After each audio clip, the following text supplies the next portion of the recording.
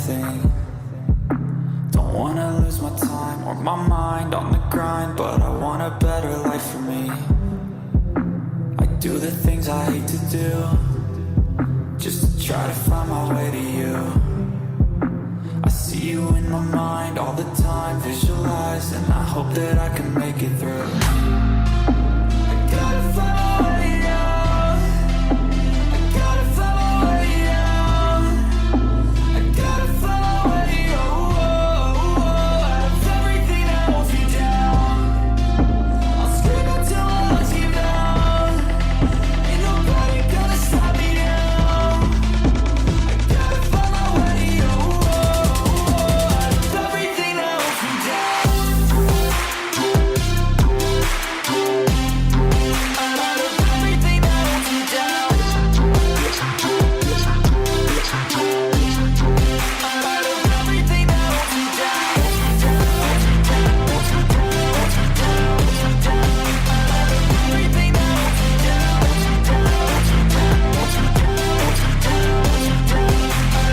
everything that holds me down. I wanna be a better me. I wrote a song called Destiny. When I'm in pain, don't let them see. Emotion is the enemy. Therapeutic chemistry. I strive to be a part of you. I wanna help the world get through. Sometimes I feel so small against it all. Don't know what to do. I just dream of ones and twos. I gotta find my way out. I gotta find my way out. I gotta find my way out of everything that holds me down. I'll scream until my lungs give out. Ain't nobody gonna stop me now. I gotta find my way out of everything that holds me down. Out of everything that holds me down. Out of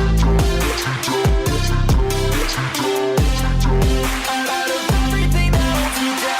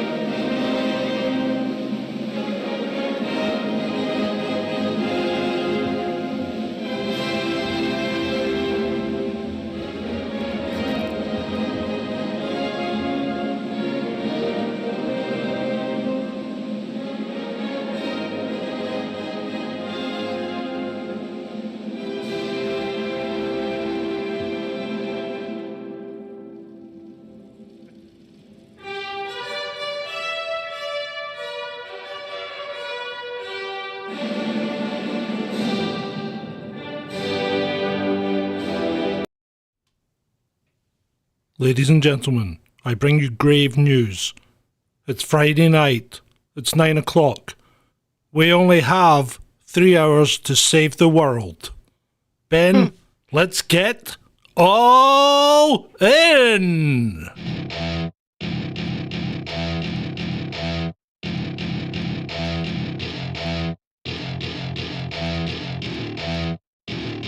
Welcome to my party, we're just getting started. A life is a dream or a nightmare scarring. Hand me a drink cause I think I'm going all in. Get me a shrink who can catch me when I'm falling. Cover up my scars, flip the handlebars. Crashing in my car, wake up in a bar. I'll be a superstar, just on my avatar. This world is so bizarre, empty out the reservoir. Yeah, I'm taking 6 shots, yeah, straight to the face. And I wanna get lost, I'm sick of this place. Don't know how to stop when I'm feeling this way. So I'm taking 6 shots till I'm feeling okay. I think I'm going crazy, don't think I'll get home safe. So I'm taking 6 shots all straight to the face. I'm taking 6 shots, are you coming with me? I'm taking 6 shots, yeah, straight to the face. And I wanna get lost, I'm sick of this place. Don't know how to stop when I'm feeling this way. So I'm taking 6 shots till I'm feeling okay. I think I'm going crazy, don't think I'll get home safe. So I'm taking 6 shots all straight to the face. I'm taking 6 shots, are you coming with me? Sometimes you need to let loose, grab juice, get goose, tattoos, taboos, get screwed. Loosen up, buttercup, all those hate comments will never make you feel enough. We're all adequate graduates, heart full of calluses, but we know calculus. Damn, ain't that fabulous? Can't wait to apply all those mathematicus. But we can't get a job that pays us enough. I'm about to pop off. Fuck you, you're lost. We all know that we never really want a boss. So I'ma do what I want to, something I can't undo. Yeah, I'ma do what I want to, something I can't undo. I'm taking 6 shots, yeah, straight to the face. And I wanna get lost, I'm sick of this place. Don't know how to stop when I'm feeling this way. So I'm taking 6 shots till I'm feeling okay. I think I'm going crazy, don't think I'll get home safe. So I'm taking 6 shots all straight to the face. I'm taking 6 shots, are you coming with me? I'm taking 6 shots, yeah, straight to the face. And I wanna get lost, I'm sick of this place. Don't know how to stop when I'm feeling this way. So I'm taking 6 shots till I'm feeling okay. I think I'm going crazy, don't think I'll get home safe. So I'm taking 6 shots all straight to the face. I'm taking 6 shots, are you coming with me?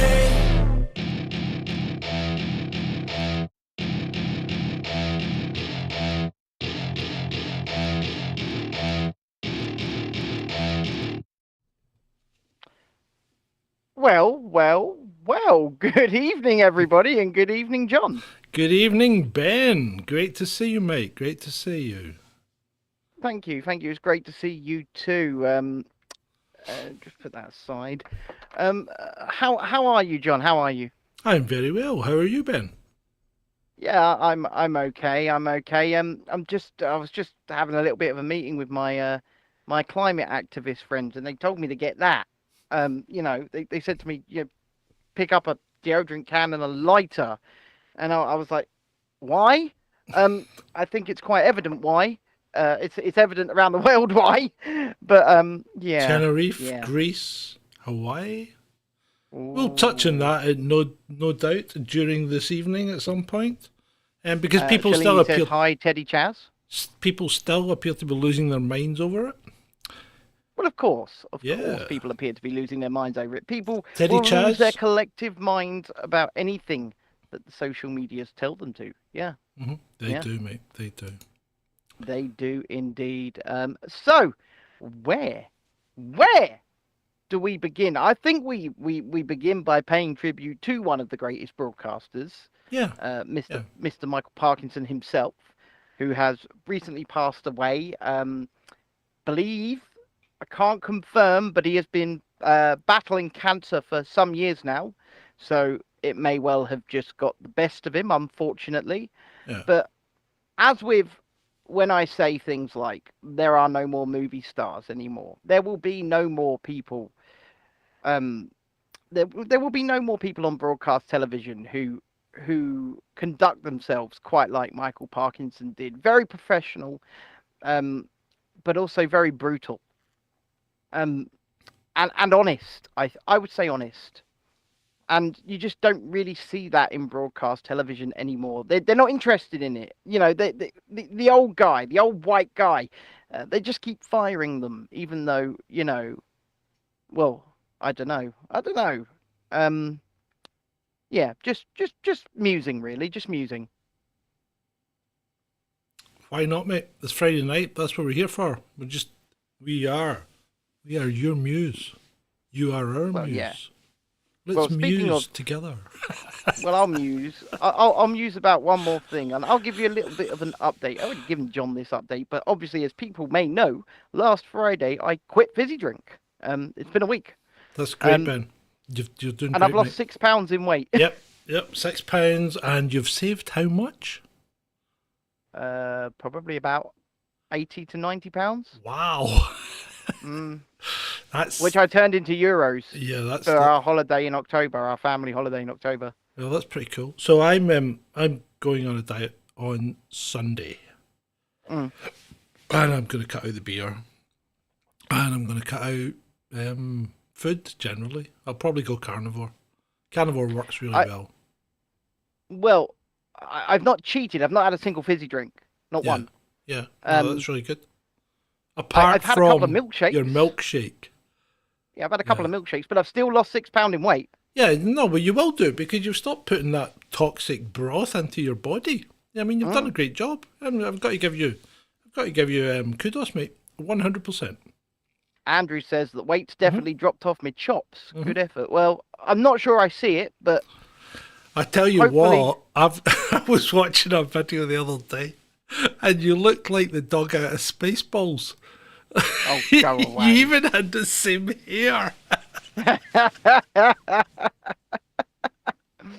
I'll see if I can find it and clip it. I tell you what, in 1 week tomorrow, I am going to allow myself a few Coca-Colas. 1 week. That's because your birthday, is it? Yeah, well, it's the day before my birthday, but that's the only time we can go out because it's the only time we can get babysitters. So we're going to go out. I don't drink alcohol. I'm not going to drink beer, so I'm going to have a few Coca-Colas in the pub. Okay. That's really it. Okay. And if it's so, if I don't like it, I'll just have coffee because I don't know how my tastes are going to be by then. So I was looking at flights to fly here. Yeah. Yeah. It's not too bad. The problem is coming back up. They all leave ridiculously early. Well, there's no problem coming back up, but they all leave ridiculously early in the morning. Yeah, about 7:30 in the morning, isn't it? Usually. Yeah, 7:05, that kind of thing. Which means you need to be at the airport an hour beforehand. Probably an hour or two, I'd say. Yeah. Well, it'd probably be better staying at the airport the night before, wouldn't it? Well, yeah, I would say so. I'd say it'd be best coming out because I don't drink, and then I'd just drive you straight to Gatwick after the night out or something. Oh well, I wouldn't want to do that. I was going to stay for a couple of days. Oh well, it's entirely your call. It's entirely up to you. But then Shalini in the chat prior, when the lobby was open but the show wasn't, she was going, "Why don't you come down and it would be nice to meet you?" So should I delay it for a further week and come and meet you all? Oh, why not? Why not? And if you get in contact with Vaughan or Shalini behind, you could even maybe cadge on to where they're staying because they're staying in a pretty cheap hotel that's like 4 streets over from where I live. As long as it's got an ensuite. Yeah. They do, and like I say, it's only a few streets over from where I live. It's really close. Yeah. And I'm going to drive everybody to Brighton, and we're going to have a nice day doing things like Brighton Pier, and we could even try and drag out one elusive techie man. Yeah. Well, Ed and I had a chat last night after the show. Yes. Do you want to announce this here? No, Are you allowed to announce this here? We're not announcing anything, but we had a chat about visibility. And did. And I think he's coming round. Do you know what? I think that's a good thing, and I'll tell you why I think that's a good thing. Because, he's not that controversial, really. He really just makes some funny memes and, does a bit of research, really. And that's really all he does.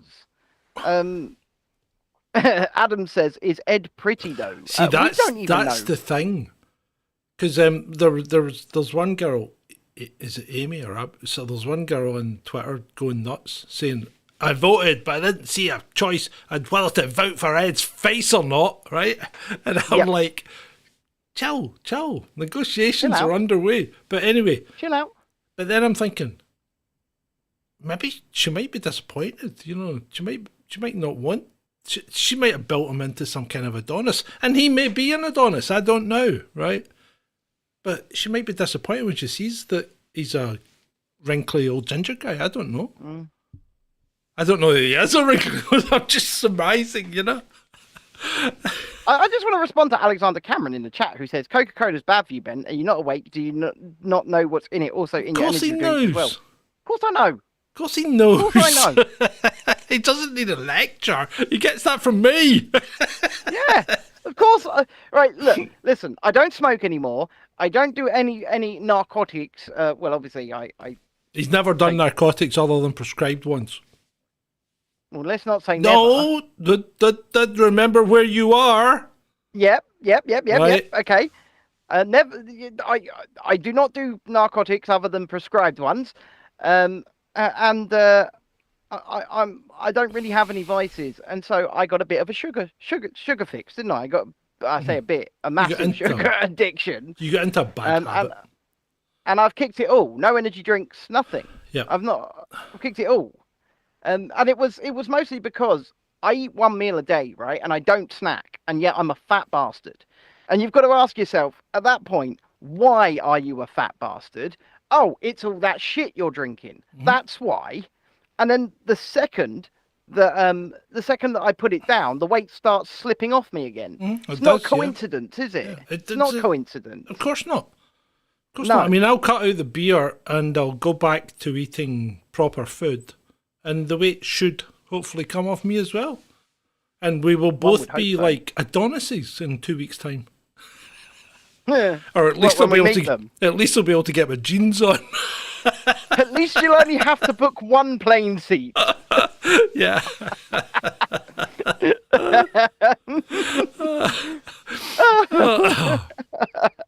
you know what? If you timed it right, yeah. The train they're getting on stops at Gatwick Airport to come down here. Oh, yeah? Does it? Oh, if you timed it right. I looked at getting the train all the way down, but wow, no, man, that's just mental. I mean, it's not that expensive. It's far more expensive. Well, it's more expensive than flying usually. It was about on a par, kind of, right? But yeah, that was all the way to Eastbourne, right? So I could walk from here and get to Eastbourne Station, right? Mm-hmm. But it involved 5 trains. Yep. But the ticket was only like 200 quid return, which isn't that bad, you know? No, I mean, oftentimes, if you book far enough in advance, you can get planes for like £38 return. Well, right. So the flight down, if I was to come down this Friday, say, stay over and go back on Monday, right? Mm-hmm. The flight down would be 86 quid and the flight back up would be 32. Not bad, is it? It's not bad. It's really not bad. But I still got to get to and from the airport. You just give me some fuel money and I'll pick you up. It's a 50-minute drive from my house, mate. Yeah, okay. I'll take it out of PayPal. Yeah. I'm just saying, you know, it's a 50-minute drive. It's not too far. Okay. I can do it. Oh, right. I've done it before. Right. Right, indeed. Oh, it's a youngster. You know what? Some really quite heavy things have happened in the news today. First of all, we've discovered, thanks to that psychopath on Twitter, that Planet Nibiru is allegedly going to take us out by midnight tonight. Well, midnight, whose time? Who knows? See, that's the thing, because it's always midnight somewhere, John. I alluded to it in the intro. We only have 3 hours to save the world. I was going to say Flash, but Flash, yep, savior of the universe. Anyway, so we only have 3 hours to save the world, our time. But if it's East Coast time, well, that gives us an extra 5. Well, my question is this, right? Because this guy's like, "Oh, I'm getting to the caves. I'm getting to the shelter." He said it's going to destroy the planet. What good is getting to the caves going to do, people? It's just going to prolong the inevitable. Well, I don't think really there is an inevitable. Let's face it. I don't think there is an inevitable. I think a lot of these people are just full of what is the term I'm looking for? It's a very, very Scottish shite. That's the one, shite. Yeah, they're full. Yeah. Like Tony says, I remember Nibiru was coming 14 years ago. It's a bit late. Yeah, well, they also call it Planet X, I believe. Do they not? Planet X? Yeah. Let's address getting Andrew's nosy. comment in the chat, Mm. right? Hell Ooh. no. No, no, no, no, no. Do you know, I actually know someone who got a mega bus to Disneyland Paris once. No. Hell The horror no. stories I heard. Yeah. Yeah, don't get. Yeah. No. I once got a National Express to Alton Towers. Never No. again. No. Never again. Nope. Nope. Um, It's bad enough getting a bus between Glasgow and Ayr. mm. No, definitely not. Definitely not indeed. Definitely not indeed. Anywho, yeah, no, I think the heaviest thing and something worth kind of discussing is Lucy Letby. The serial killer nurse? Well, yeah, the now convicted serial killer Yeah. nurse, yeah, Is it convicted of murdering 7 babies and attempted murder on, I believe, 6 more. Oof. That's quite a lot. Well, that would make her, well, it does make her one of, if not the most prolific child serial killer in the country. Now, the trial went on for about 2 years, didn't it? Trial went on for a long time.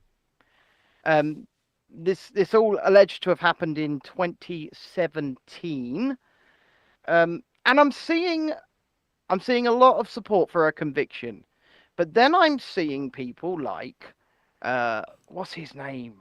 I even sent this to you, so this is John Sweeney. John Sweeney has posted an article with stats in that say her conviction could in fact be wrong.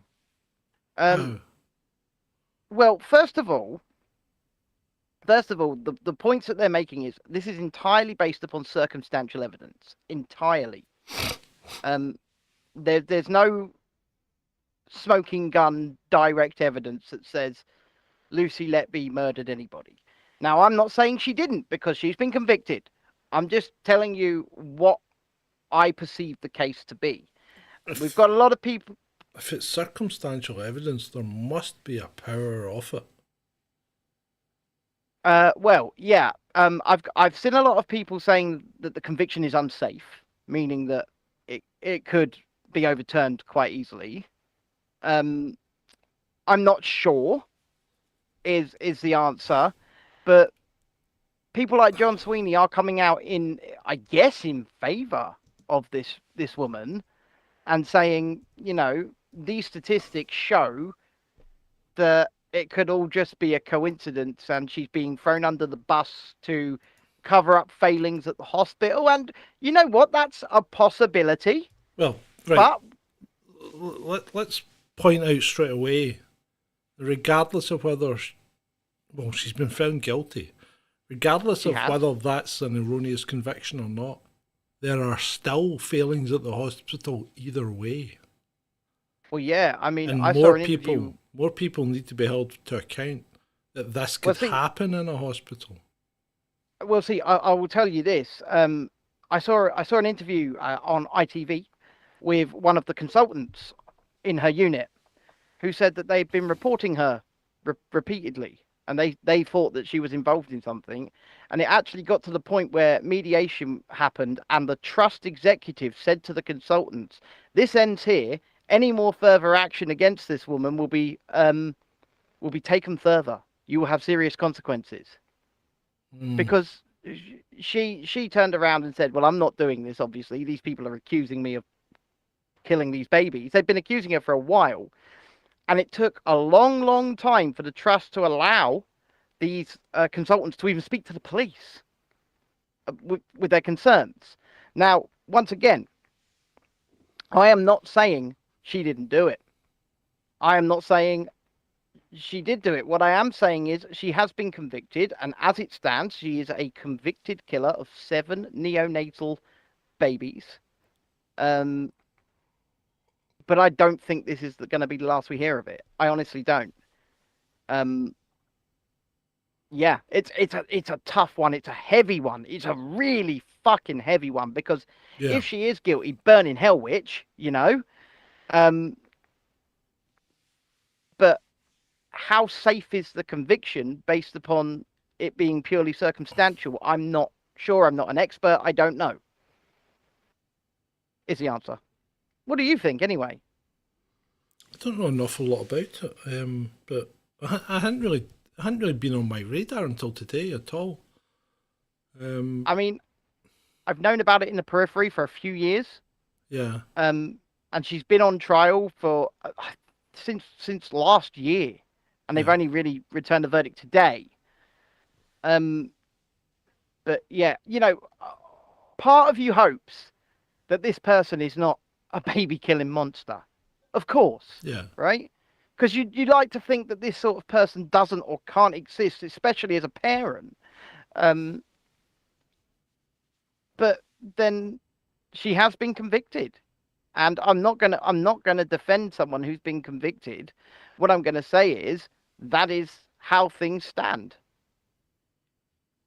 Yeah. Shalini, you're right. No matter what's happened here, no matter what the full truth is, there are at least 7 families who have been bereaved by this entire circumstance, right? Yep. And I think they're what matter. They're who matter. Those babies are what matters, really. But hey ho. I think you're right. Adam says that evidence is well dodgy. He read through a lot of it today. And once again, I don't know.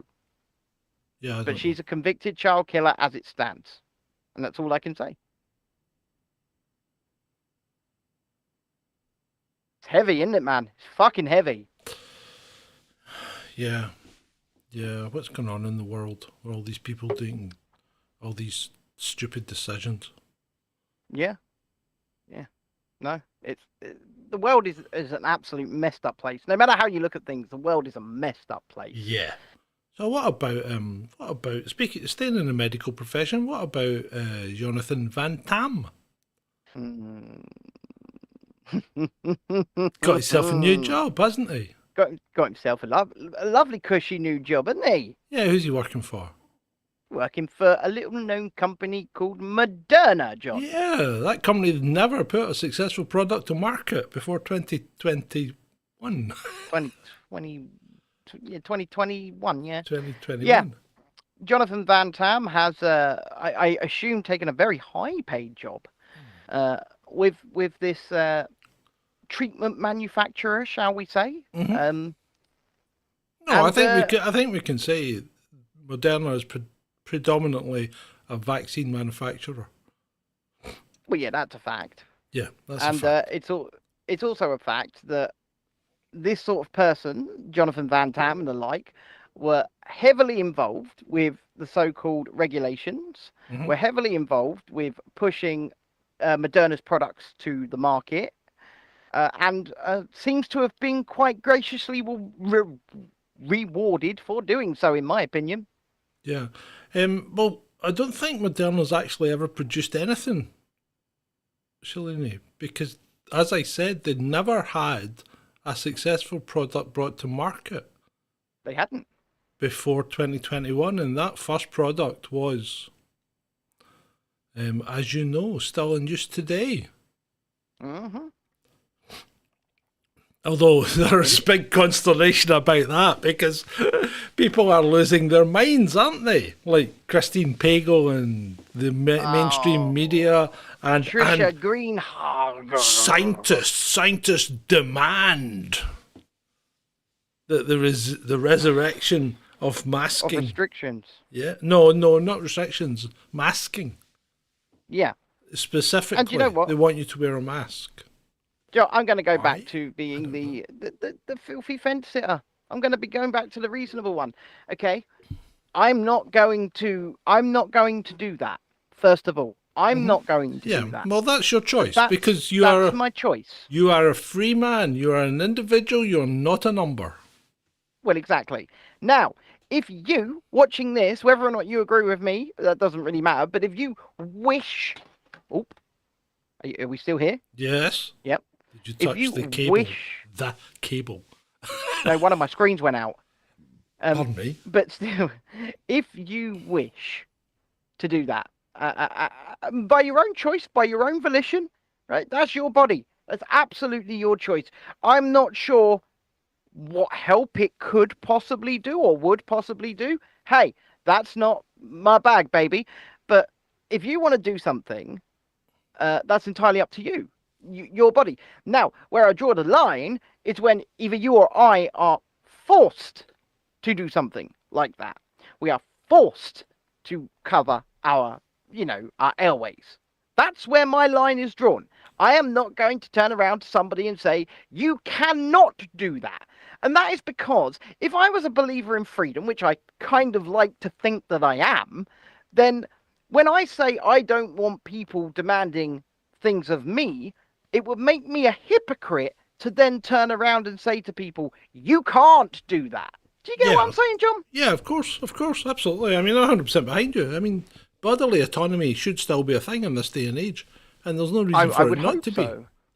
No reason for it not to be. Well, it's your body. It's your choice. Yeah. At the end of the day. And if you agree with me, then please put a like on this show right now. Ooh. Yeah, see what I did there, John? Yeah, I did. It'll backfire. Oh, it probably will. Probably completely backfire, yeah. But, yeah, I'm not here to tell people what to do, what to think, how to be, whether or not they should cover their airways. They need to make their own choices. They need to make their own decisions, and they need to think for themselves. Yeah. That's you. You.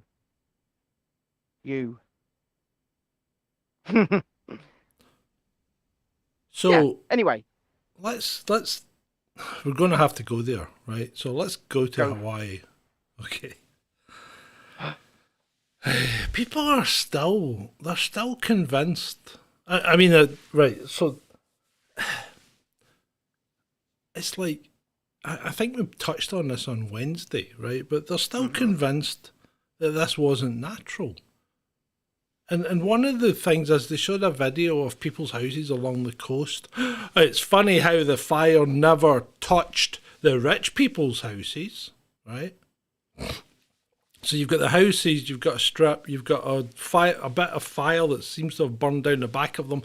And then actually, if you look beyond the fire, you've got a whole another mile and a half of brush that isn't burnt either, right?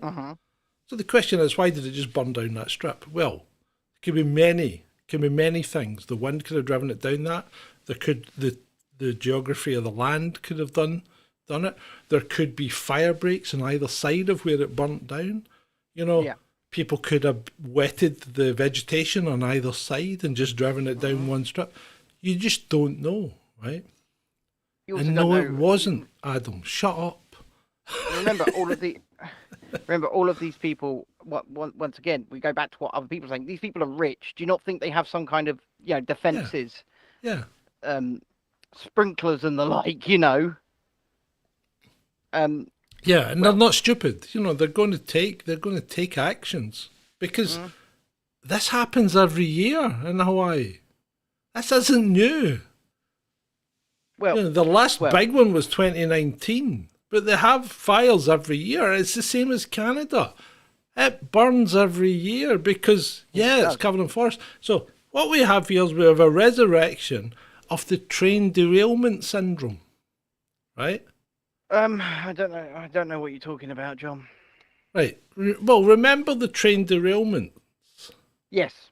And how there suddenly was a lot of train derailments and it was a big conspiracy and the government was out to get people by derailing hazardous trains at specific points that would affect people's lives, right? Yeah. When in reality, it turns out that there's a train derails in America at least one or two every month, possibly more, because the infrastructure is rubbish. And secondly, they're still happening, but we don't know anything about them because the media's moved on to fires. The media's moved on. It moved on from the train derailments to Ukraine or something like that, and then it would move on to climate change or something like that. And now it's on fires caused by climate change, right? Yeah.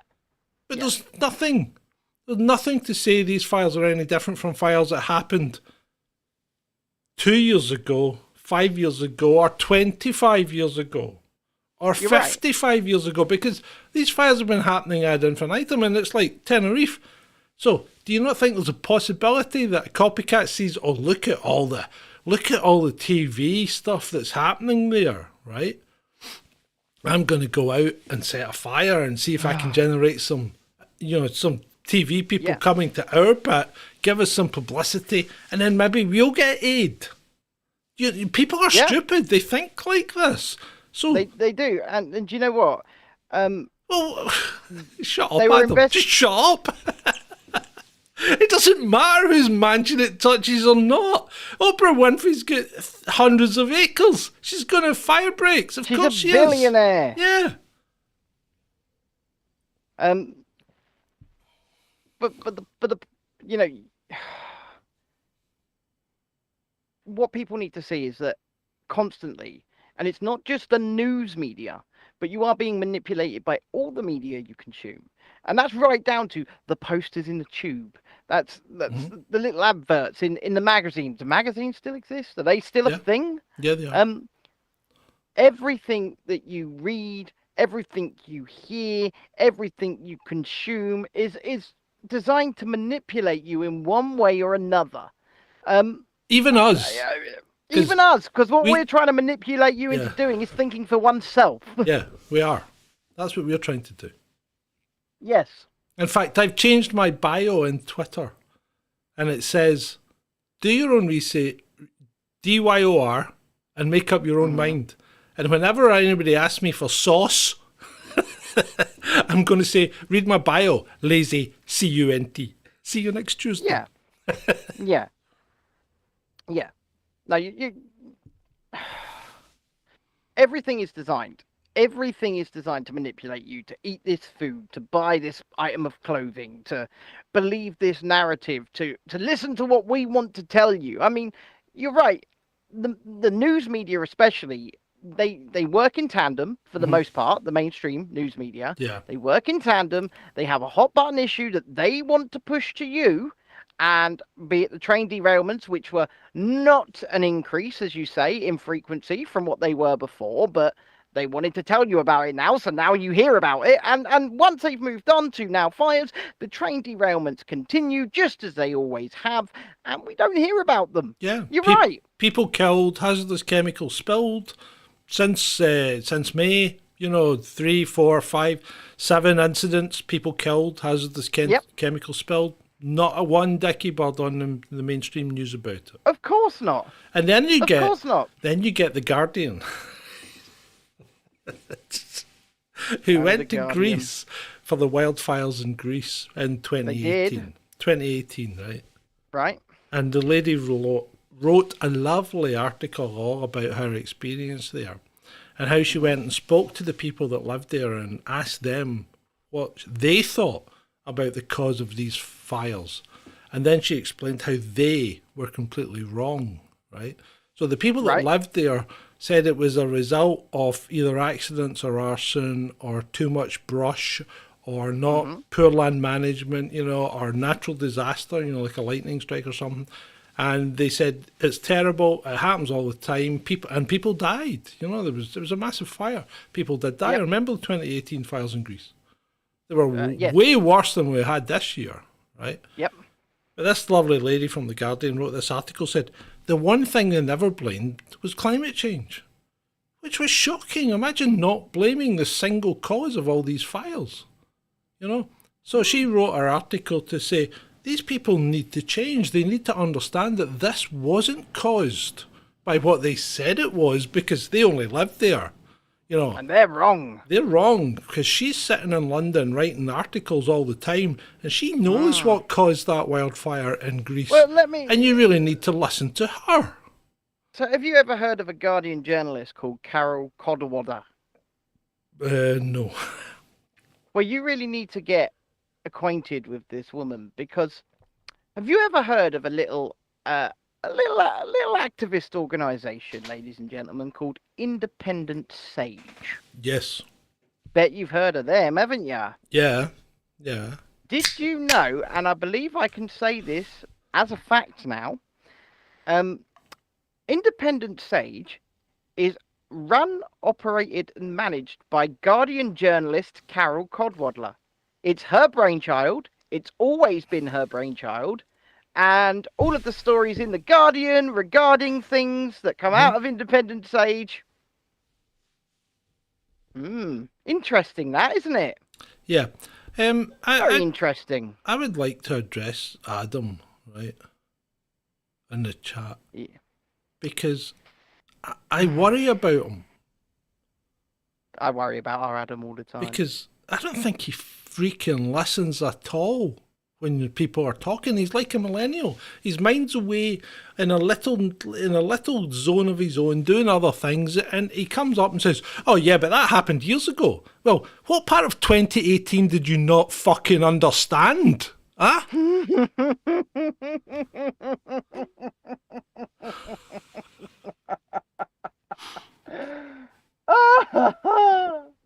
Sorry.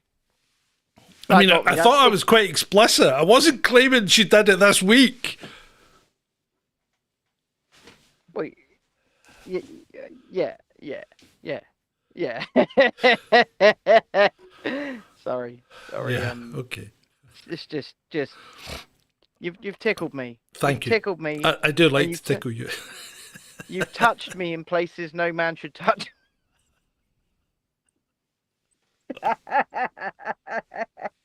Right, enough of that. It's Friday night, baby. Oh yes, it is, baby. Friday night. Speaking of trust, right? Were we? But anyway, Niger, Yeah. right? The Economist does a poll. The Economist, right? That bastion of sensibility, right? Does a poll in Niger and asks the Nigerians? They're not Nigerians, they're Nigerians. They must be Nigerians. Anyway, asks them who they trust. 65% trust Russia. Right? The USA comes in about 4th, just above France, and Britain gets a no point. Nil point. 0 points. Do you know what? I would like to address the people of Niger right now. In response to this, trust none of them. Yeah, but you know what? They certainly don't trust. Certainly don't trust France. They don't trust the United States of America, and they do not trust the British. Nah, fair enough. I mean, I wouldn't trust us either, to be fair. No. So there you go. There you go. Shalini says, the coup. Steph says, evening all, interesting time to join. I think she joined at the time I was telling people about you touching me when. No man. Touching where no man has ever gone. Right down in this soul. I tell you, right, there's a couple of things happening, and NAFO appears to be having a bit of a meltdown. Isn't NAFO's existence a meltdown?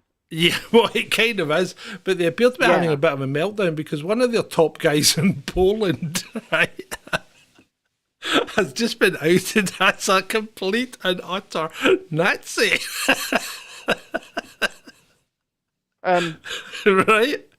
I want to say I'm shocked.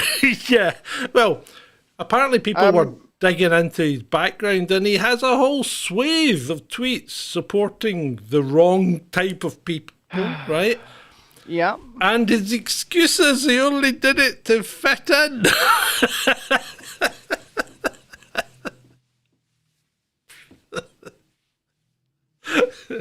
Yeah, sure you did. Sure you did, yeah. I just can't with these people. No. I really can't. No, you can't. You just can't. Remember, these are the same people that had a summit. Right? They're a bunch of anonymous Twitter trolls, right? And their whole spiel, their whole shtick was to be an anonymous fella and have a little bloody dog as their little. Yeah. Each one gets their own individual dog. And then they all turned up into a big room with massive TV cameras pointing at all of their faces. All looked exactly how you would imagine them. They did. They did. They looked exactly as it was. It was glorious. It's like these people think they're fighting a war.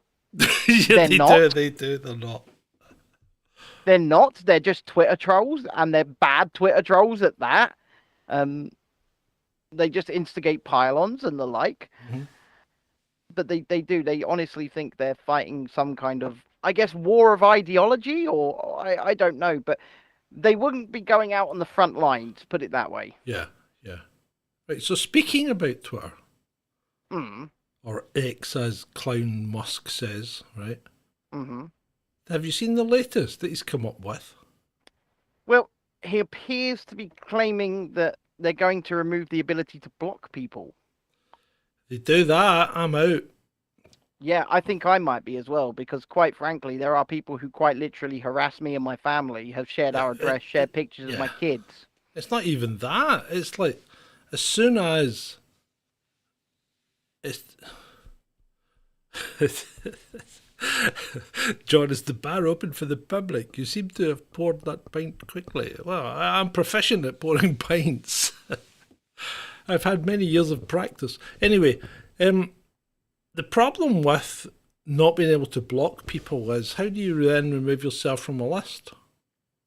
Well, exactly. You want to be able to remove yourself from a list. Because lists are how NAFO and other people do pylons. They put you on a list, so then people just start mass reporting the people on the list. And what you've got to, that's why as soon as anyone puts me on a list, they get blocked. And you know what? Even if you're a good guy, don't put me on a list, because I just block everyone that puts me on a list. Yeah, no, and that's completely understandable. I don't want to be just shoved on lists and called this. I was shoved on a list a couple of days ago called just the C word. I'm not going to say it. Yeah. I always like, I mean, sometimes they come up with quite innovative names, you know. People that know absolutely nothing. People that are bottom dwellers. People, and then you get the one that's just see you, and that's it. And first of all, yes, that word probably could be ascribed to me. It could definitely be ascribed to John on some occasions. Thank you. You're welcome. I like to be recognised. You're welcome. But the thing is, I get to define that, and I get to dictate that, not you. Yeah, absolutely. Yeah, Right, so I think it's a crazy move. And anyway, why is Elon coming out with these things? Shouldn't Yuccarino be doing this now? Well, Elon is still the owner, isn't he? Yeah. Yuccarino is just the CEO, and ultimately she does what Mr. Musk says. I really do think he should fire her, but that's just me. If he's really dedicated to this idea of free speech, He's not. I don't think he is. He's not. I don't think he is. I think. Let's actually take a little step back and think about Elon Musk, right? So Elon Musk has one goal in life at the moment, and that goal is what? To occupy Mars. Yes, exactly. Yeah. Now, if Elon Musk manages to achieve that goal and sets foot on Mars, do you think it will be a democracy? No, it will be Musktopia. Yeah. Do you think you will have any say in how things are run? No, it will be Musktopia. Yeah. Do you think you will have freedom of speech? No, and you know what? The consequences could be severe, because if you just get booted out of an airlock, you're done. Yeah, well, yeah, you are. But yeah, Musk has no interest in freedom of speech. Musk has got this overriding concept of starting life on a new planet, right? He does. And he's never, that planet is never going to be a free planet. It's going to be a dictatorship. Whether it's benevolent or not is entirely up to you. It could be another Veridora. It could. He could. If he's a good guy. But I'm not convinced Musk is a good guy. I think Musk has got a few screws loose. I just want people to always go back to the phrase, there are no heroes.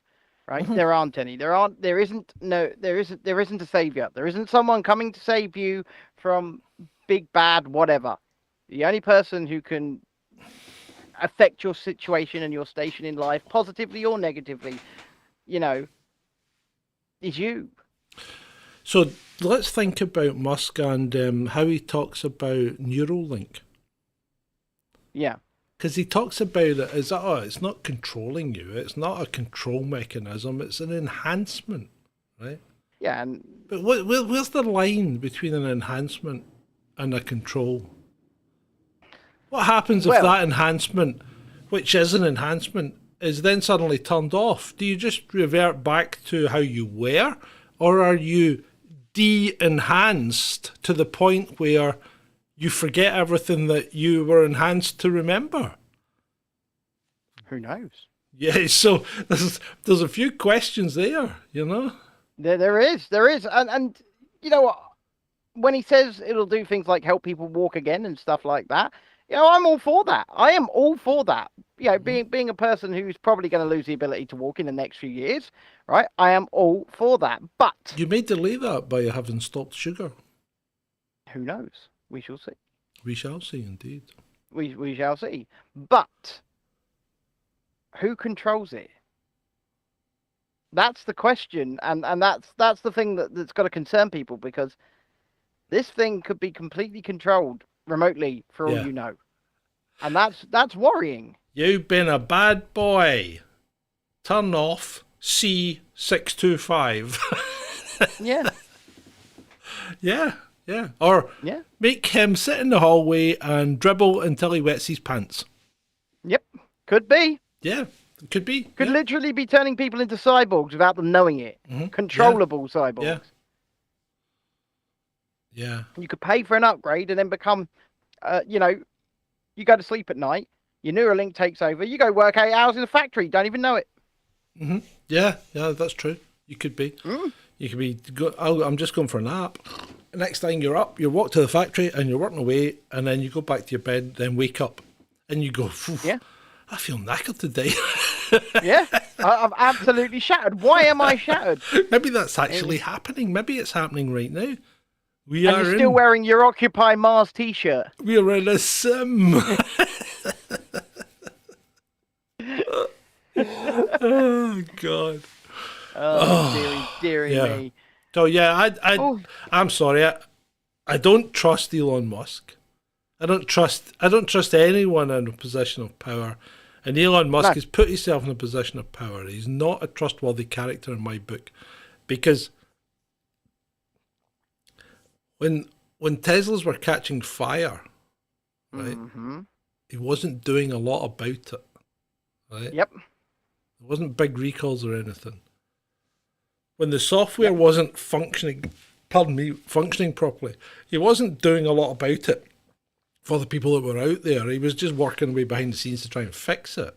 But that's not quite the same. That's bad acting. I mean, that's like the Ford Motor Company when, you know, the Pinto was almost certainly going to explode if you rear-ended it. Yeah. So they didn't recall it. The Ford F-150, one of them, if it had a side impact, it was going to blow up. They didn't recall it because it was cheaper to pay out the compensation to people that this happened to than it was to recall the vehicles and fix them. So that is not a moral decision that corporation has made. That's ethically bad. I agree. Therefore, that is an unethical company. And yeah, it may make good economic sense for the company, but it's not ethical and it's not right. And I think Musk and Bezos and Virgin, Branson and all that, they're all in this same boat. They don't make ethical decisions. They really aren't looking out for people. They're always looking out for themselves and for their companies. But you've got to remember, these people, once you taste the sort of lifestyle that they have, these people don't ever return to this sort of real world thing. It's look at example, Elon Musk. He's in Tokyo right now, I believe. He's in Tokyo right now. He's wanting to go to this art exhibition thing, so they just empty it and hire it out and go by themselves, right? Could you do that? No, No. no. No. No. You couldn't. And that they live a completely different life to you or me or anybody else. Of course they do. And they want to hold on to that lifestyle. They think that they are now entitled to it. They should have that forever. It's I don't know.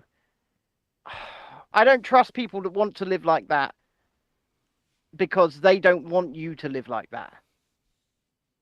Because if we all lived like that, then they wouldn't be special, would they? No, they wouldn't. They wouldn't. No. And they like being special. Elon Musk likes the power that he wields over the platform of Twitter. Yeah. Elon Musk likes the fact that he can build rockets and fly them into space and even come up with the idea and feasibility of landing people on Mars to occupy it. He loves that he can do that shit and you can't. And yeah, he does. You're right. And as such, how can you ever trust someone like that to be a hero for you when they don't want that for you? You can't.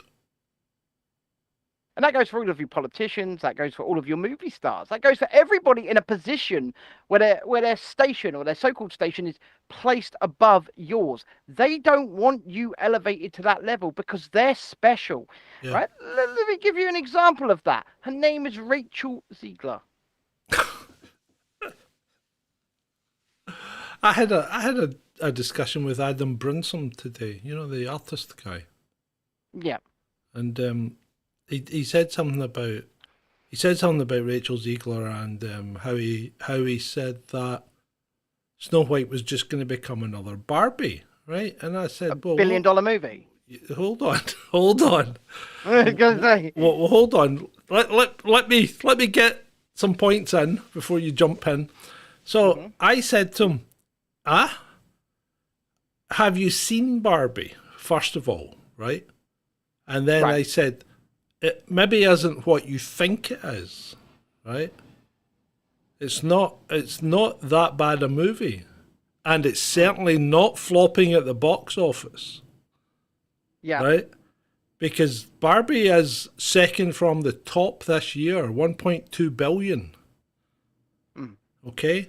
Now, everybody goes on about Oppenheimer breaking records, but Oppenheimer's not. It's not breaking Barbie's records. What Oppenheimer is doing is it's breaking records for R-rated movies. Yeah. But it's less than half of the total box office take that Barbie's had already. Well, yeah. And I'll tell you what, they got 2 more tickets tonight because that's what my wife and son went and did. They went and saw Barbie. Right? They went and saw Barbie this evening. I think they're back now. I was out here. It'd be quite interesting to hear what Chrissy thought of it. Well, we'll give her. We'll ask her in the morning, shall we? Yeah, we could do that. So yeah, if and she stayed awake throughout. What? Sorry? He likes a nap in the cinema. Who, My Dex? wife does like a nap. Oh, it does. Well, yeah, my mine wife. does that as well. but yeah. So Barbie. You're right, Adam. Barbie is, and this is what people don't understand. Barbie is not designed for kids. First of all, it's a 12 plus or something, isn't it? Or no, I don't think it is PG. I think. Well, it's not designed for kids. It's full of innuendo, right? But it's not a kids' movie. It really isn't. Yeah, okay, it might be about Barbie, but it's not a kids' movie. And it does cover some deep issues. And if you want to not watch the movie and just see what I think about it, you can go and look at the review that we've got on the channel. Yeah, John reviewed it. I watched it. I reviewed it. I didn't hate it. I didn't hate it. I tell you what. I tell you what I watched today. I watched a movie today. Right? I watched Dungeons and Dragons: Honor Amongst Thieves. It came out earlier this year. Right. And I really liked it. Did you? I did. Sean was talking about that tonight because we were out for lunch today. He was talking about Dungeons and Dragons and asking if I'd seen them, and I said I hadn't because I haven't. So maybe I might give that a watch. I really liked it because Does it stand alone? Yeah, completely and utterly. Yeah, okay. But I think Chris Pine, who's obviously Captain starred Kirk? in this movie, Captain Kirk, I think he is one of the most natural comedic actors I have ever seen. Yeah. He is just funny. And no, I thought it was completely harmless. It didn't seem to have an agenda or anything like that. And it just seemed to be a bit of fantasy fun, which unfortunately I fully believe has suffered because of what's been done the last 3.5 years to people, just like most films are suffering at the box office because of what's been done. I mean, people are still, thankfully, actually, the last 3 times I've been to the cinema, I've been pretty packed. But people are only really now starting to come back out and go and do things like that en masse. Yeah. And that's a shame. That's a shame. Yeah, I think that big... I think that I think it's I don't know what I'm trying to say here. It's like no, I've lost it. Sorry. I shouldn't open my mouth. Cannot get the staff. Just can't get the staff. Sorry. I see Just you've can't. trimmed your I see you've trimmed into a full zapata rather than having the little bit in the middle. You've had a good shave today. Do you like it? Yeah, I think it suits you. You look kind of Mexican. Right. Andrew, no, I don't think the blue tick is value for money. And most mornings, Ben and I have this very discussion about the blue tick, and I invariably say, I am out. I'm not doing it anymore.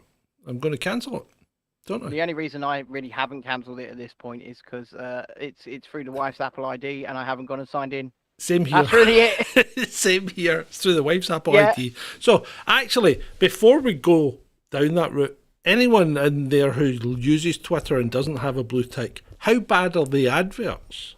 Right? Yeah, how bad are they? Because they are fucking terrible. Because they're doing my fucking nut, and we're meant to not get as many adverts being blue ticks. Yeah, we're supposed to pay for less adverts. Yeah, that's one of the alleged benefits. Alleged, yeah, alleged. Right. Sorry. Going back to the movies and Rachel Ziegler, right? And you came up with this the other day. As you said that, yeah, I know you block them, but how many do you get? That's the thing. Mm-hmm. And blocking, you know that, and I block all the adverts as well, right? But you know that blocking adverts. Do you think that's why he's stopping the blocks? Probably, but yeah, of course it is. But you know that blocking the adverts increases your chances of getting shadow banned. I was not aware. Yeah, apparently. But anyway, at least every 2 posts is an advert. Oh, Twitter's dead. Oh, anyway, you were saying Rachel Ziegler. Yeah, Rachel Ziegler. And Disney at this point, she's killed this movie, right? Unless this movie is stunningly good, which I don't think it's going to be, right? No. It's going to tank and burn. You know, you're right what you said on Wednesday. They need to turn around and write this off as a tax loss. They do. That's the best way. That's the best way of making money out of this. They have not finished production. Yeah, they need to stop pumping money into it right now. Just can it right bloody now. Just finish it. She's right. So this woman, and I'm gonna go in a bit. It's Friday night. He's gonna go in. He's going in. This young woman is one big, massive, absolute hypocrite. Yeah. Okay? Yeah. She says, people need to be kinder. But she's moaning at the moment. She's moaning. Oh yeah, because she's got a hard time on Twitter. Yeah, so she's or moaning. Social media, but whatever. Was she moaning and saying people need to be kinder when she was calling directly on Twitter actor Jeremy Renner a racist, a sexist, this, that, and the other because some bullshit? Right. Because some bullshit that was completely debunked to do with his divorce and custody of his kid was spread on Twitter, and she started calling him names, right? Well, and that's a bit much. Yeah. Was she wondering if people would be kinder when she was directly calling J.K. Rowling a transphobe or any of that, right? Was she wondering if people could be kinder when she was attacking actress and fighter Gina Carano and saying that she must do this, that, and the other, and must respect people's pronouns and all of that? and calling her ists and stuff like that for not doing so. Mm-hmm. Was she wondering if people could be kinder when she was being a nasty, nasty individual? She's just a horrible, horrible person in my view. She's an activist. She's an activist, and they all, these activists. She's an activist that doesn't have a freaking clue what she's actually activisting about. No, it's whatever's popular on Twitter. Yeah. Whatever is popular on Twitter. Yeah, she's an activist for herself, for her own self-importance, for She's an getting NPC. herself out there. Yeah, she isn't. No, she's not quite an NPC. She's a bit like a Mr. Smith for modern social media. Right. She just pops up where she shouldn't and starts getting into people. They either need to fire her. They need to fire her immediately and reshoot the movie. I hope we haven't bored you into going to bed. I like to think we're more entertaining than that. She is very immature, Mr. J. She is very, very immature. And I don't mean Shalini. I mean Rachel Ziegler. Yeah, they need to fire her on the spot and recast. Or just they need to can this movie. it. It's a shitstorm. This movie is beyond redemption now. There's no way of pulling it back, right? It will lose money. Yeah. It will not turn a profit. It's beyond redemption. You can't pull it back. Bin it. You got to bin it and just move on. If they continue Yeah. to produce and they go on into finish production, go on into post production, they might as well just go out. Bob might as well go out the back of Disney's offices there in Anaheim, start piling cash into a dumpster and set it on fire. Yeah. Because it's gonna lose money. There's no profit to be had here. This woman is, she's worse than Brie Larson, and that's saying something. Who was Brie Larson? What was she in? She's Captain Marvel, isn't she? Oh yeah. Quite attractive. Yeah. Yeah, but once again, someone who doesn't know how to do this. Shut her mouth, yeah. Yeah. Mr. Jungle Griffin's absolutely correct, of course. Instead of burning the cash, they could just give it to us. Yeah, but they won't do that. They won't do that. Because we're just not even on their radar, are we? Are we on your radar, people? Do you think of us as giving you value? If you do, think about giving some back. Yep. Just a little bit. That's all we ask. A little bit, if you can afford it. Yeah. So, and you can do that. By going to you can Patreon. do that down here at Ko-fi or on patreon.com. Yeah, the pinned comment will direct you to places that you can help support this show and the other shows that we do, and of course the other content. I am also wondering if you would please let me just. Well, while Ben's wondering that, what I'd like to do is remember there's a poll ongoing at the moment. Last count we had 11 votes, and I know there's more of you interested in what we talk about on the rabbit hole than that. So get in there and vote. So do you want to hear about Camp Hero, the real Hawkins Lab? The Montauk jump chair through time, through space, to Mars. Have we already been there? Is that why there's a big face on the Valley Marineris? Anyway, or do you want to hear about John Lennon's assassination? I know what I would vote for, but what would you vote for? Get in there and give us your vote. It's free. How's that? And what's also free is a channel that I have just put in the chat. If you are in the chat, you are watching live.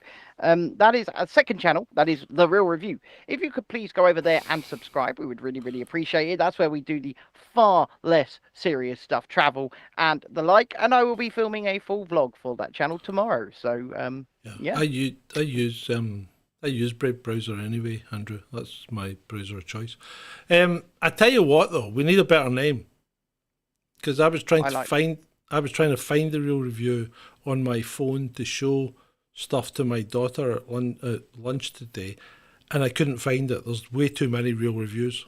There's just Real Review after Real. I'm like, there's a channel here somewhere, but I have no idea where it is. It does very well. I'm sure it does, but the names you can't find it. You can't. It's like you could go to people and say, go and search for Chasing Dissent. and you'll find 2 or 3 Chasing Dissents. All of them ours, right? But only one is the official, right? But you can't say go and search for the real review because you'd be there for like 3 years. Look, I'll come up with something. Yeah, you say this. You say this. But you never just got to give me time. Give me time. Give me time, Give me John. time, I people. need Just give me time. But Speaking the about time, yeah, see the people that were arrested for the 6th of January thing? yeah, Have you seen the photographs that came out no, about how they were imprisoned? no.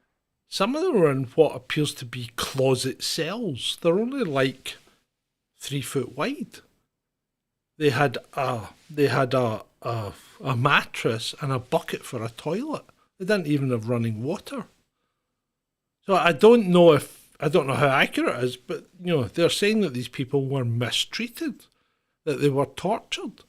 Now, these people effectively went for a walk around the Capitol building, and yes, it may well have been treason. That's not my determination to make. That's up to the US government and the judicial system. But that doesn't give you the right to treat these people as less than human. Surely you need to abide by certain standards. And if that's not the case, then questions need to be asked. Once again, I agree. So, I am now looking at one of the pictures that you are alluding to. This is Yuri Imanov. He has been jailed in isolation for 2.5 years.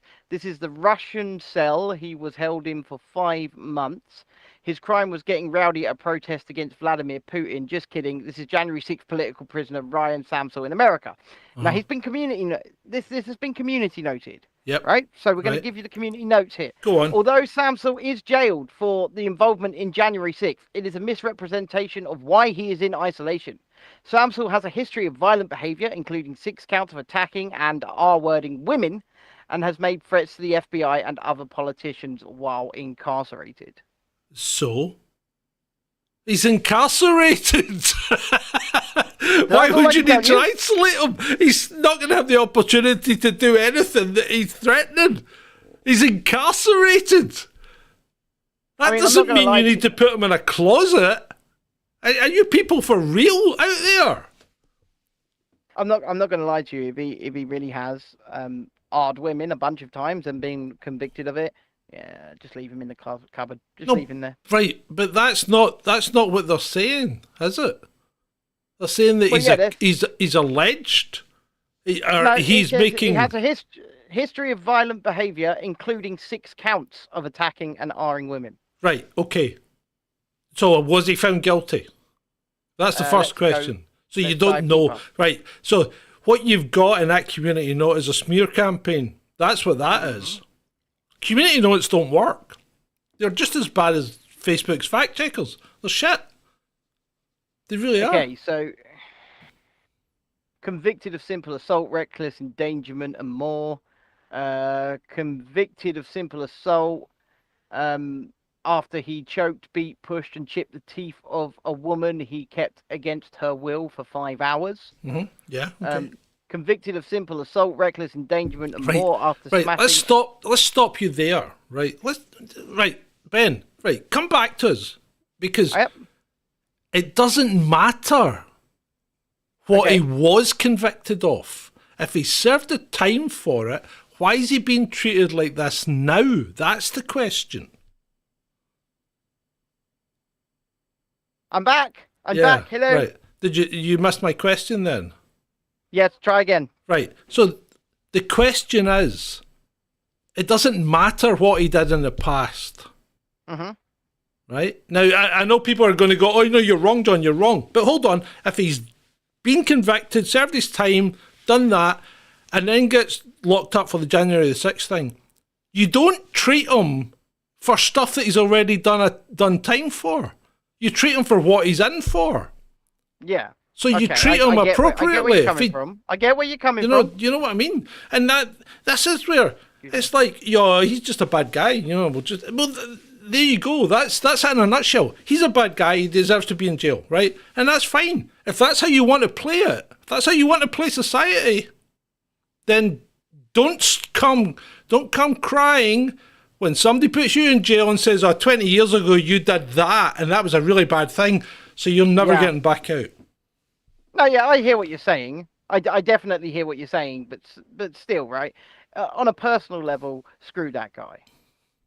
Oh, personally, we're not talking personal levels here, though. I am. Yeah, you might be, but the problem is, we're talking about society and how society deals with people. Yeah, and unless he's actually done something to warrant that treatment. Yes, exactly. Yeah, because that's a cruel and unusual punishment, what I'm seeing there. You don't treat people like that. You don't keep people in those conditions. That's what... You wouldn't keep a dog in a condition like that. I wouldn't. No, I mean, it's a tiny room. Yeah, I wouldn't keep a dog like that. Room. Would you? Well, no, I mean, I wouldn't like to... Well, actually, I wouldn't mind living like that, to be honest. But that's just me, but... you know, but no, I wouldn't. I wouldn't keep a dog in conditions like that. Hell, we've got... see, this is the problem. We're too freaking reasonable, right? Yeah. Because when I say something like that, people go, oh no, he's a lefty. I'm not a lefty, right? But he's a lefty, socialist, sympathizer. And I'm not. I'm just trying to say you got to think about how you want to be treated. And there's a very tiny step between treating good people and bad people and what falls in the middle. So you've got to be very careful. Yeah, no, yeah.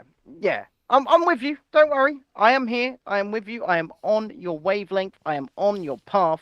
I know exactly what you're saying, but still, on a personal level, screw that guy. Yeah. Well, yeah, fine. Yeah, I mean, everyone's entitled to that, but that's only one guy. How are the rest of them being treated? That's the thing. How are the rest of them being treated, right? Well, that's and a very what good did question. they do? That's a very good question. I just want to read this next one, and this is why I say screw that guy. Right. In 2011, Samsel was convicted of simple assault, reckless endangerment, and more after smashing a hot pizza in his pregnant girlfriend's face, beating her, pouring beer over her head, and then throwing her into a canal. Mm-hmm. He then attempted to drown her. Yeah, well, there's two sides to every story. So you know what? In 2015, he was convicted of simple assault for choking a woman into unconsciousness. Right, and hit her so hard he gave her a... Right, hold on a second. Can I just... Hey, Ben, come back to... Yep. Look at me. I'm back in the room. I'm back in the room. Right, stop looking. Right. Why was he not in prison anyway? He was. He's done his time, probably. Right? That was 2011. If you get 12, 15 years and you do half, you're back out, yeah? Right. So anyway, the question is, right, he is white. Yeah. And his name's not George Floyd. No. So why is George Floyd a hero? When he's done Neither worse. Neither of them are heroes. No, but George Floyd has done worse. Yeah, yes. And yet, nobody's going to castigate him. Or generally, he hasn't castigated. In fact, people have built statues to him. Yeah, no. Some of the things that George Floyd has done, I'm more than happy to say, are abhorrent, are beyond the pale, are things that I'm going to be completely honest with you. He's not a man who should have been free of the system anyway. No, he's not. He should not have been walking the streets. I mean, when you hold a firearm to the belly of a pregnant woman, as far as I'm concerned, that should be double attempted murder. But that's just me. Yeah, I know. Right. Anyway, let's get off this. Let's try and lighten it up a little bit. Let's try and lighten it up a little bit. So the ULEZ cameras in London. You mean the new property of a group calling themselves the Blade Runners? Yeah, well, apparently there are reports that at least 300 have gone, possibly 500, which is a quarter of the amount of cameras that are out there.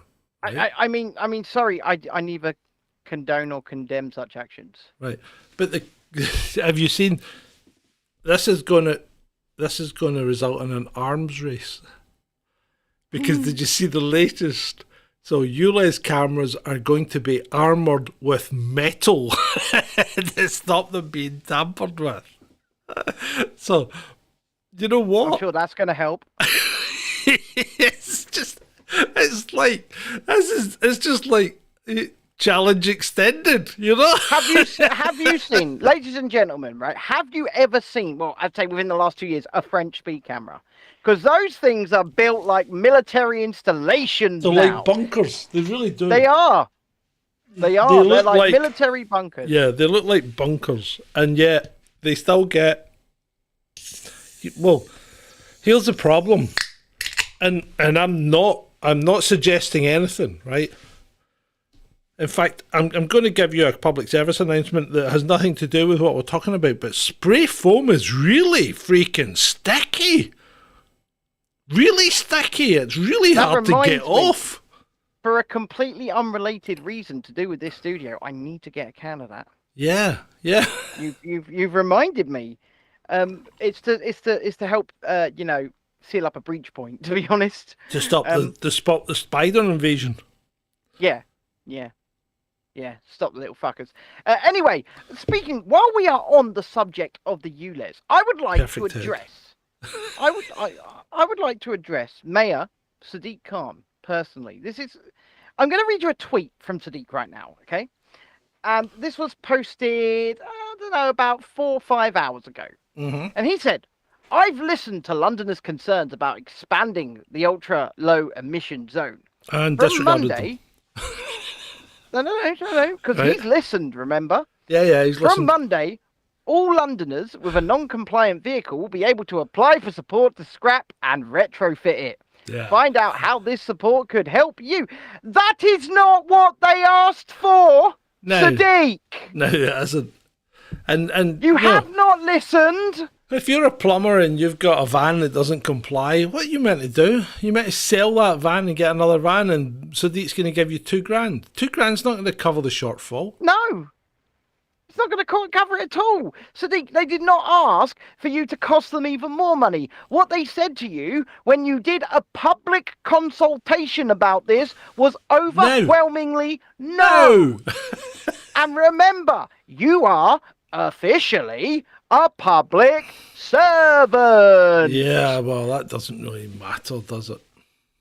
Apparently not. Apparently not. So what's Saudi No. Arabia doing, Ben? What is Saudi Arabia doing except Saudi for building... Arabia are selling US Treasury bonds. This is interesting. What happens next week, Ben? Well, what do you mean? What happens? A lot happens next week. BRICS happens next week. They meet. Oh, it does, doesn't it? Yeah, Tuesday. BRICS start meeting. What are do, BRICS yeah. talking about? Gold-backed reserve currency. Somebody's Yep. even put a price on it now, saying one brick, i.e. one gold brick, will be valued at $55. Well, yeah, it might be, but that won't matter because it'll be one gold brick, because that'll be the reserve currency, and you won't be valuing it in dollars, you'll be valuing it in the currency of the BRICS countries, which is rubles, yen, all that, South African rand, all that kind of stuff. Unless they create a new currency, which they probably will. Well, they might do that.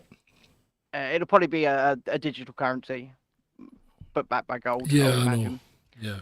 I mean, that's the problem. Digital currency is here to stay. I don't think we're going to get rid of it now. I think that's a big, major problem.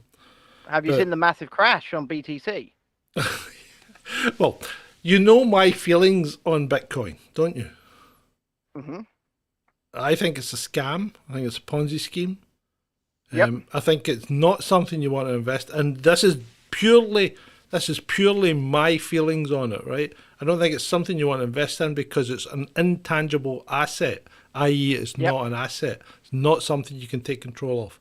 So as soon as the internet goes down, you've lost it. Now, it doesn't matter if you've got the key or not, right? If the internet never comes out, never comes up, how are you going to get actual value from that Bitcoin? How are you going to use it to transact? Well, right? exactly. You can't. It's just a series of letters and numbers in the ether. Mm-hmm. How are you supposed to turn that into something in your hand, food in your mouth? And if you've ever seen, what was it? Was it Dark Angel? you remember Dark Yes. Angel?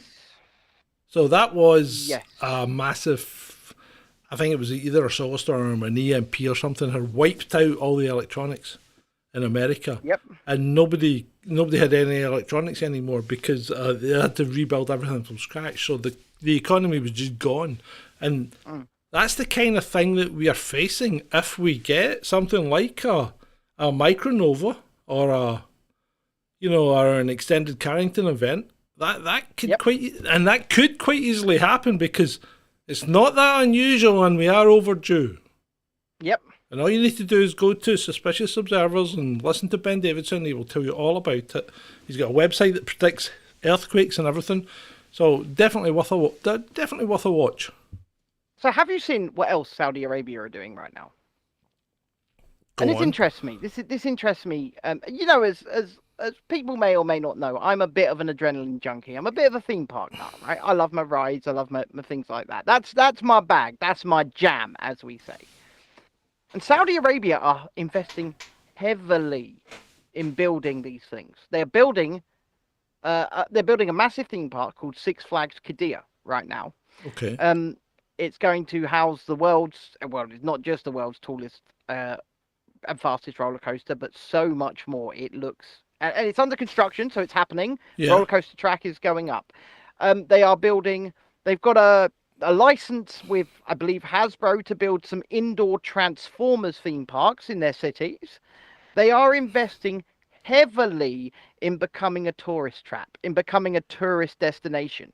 Yeah. And do you know what? These two things gel in my mind. They are trying to knock America off its podium. Yeah. They are. Mm-hmm. They are trying to knock America off its podium. They are not just Saudi Arabia, but the same things have happened in China. They've built like Shanghai Disneyland, Universal Studios Beijing. You've got Hong Kong Disneyland. You can see how these countries are eyeing up not just things like the dollar and things like the petrodollar, but they're eyeing up how they can take everything from countries in the West. Yeah. I think you're right. I mean, obviously these people. I mean, America. You know what? If you're sitting outside America right now and looking at it dispassionately, it's looking a bit like a lame duck. Well, it's looking like a banana republic right now. Yeah, but economically, it's looking like a lame duck because it doesn't have anything to support it. I mean, look at its efforts in imposing sanctions on Russia. What's that achieved? Well, nothing but a stronger Russian economy, really. Yeah, and people say, oh, but the Russian economy is not strong because the ruble is falling. But I mean, if you have a tiny grasp of economics, you know that regardless of what way your currency is going, that can be a benefit. So the ruble is falling because the ruble was low enough that the Russians were gaining a lot in internal investment. You know, people were buying stuff from Russia because the ruble was low, and they've got to the point now where they can't satisfy that demand, right? So at that point, that's why you need to start taking action, which the central bank in Russia have done by putting the interest rate up, which will then put the speculators onto buying rubles, which will artificially boost it. And that gives the people that are producing goods, actual goods that you can buy, a break, i.e. they're not getting flooded with orders that they can't fulfill. So once again, like Tony says, if the money falls, investment increases. Yeah, absolutely. Exactly. So you know, it's all swings and roundabouts, but the underlying economy of Russia, pardon me, is based on resources and production. Now the underlying economy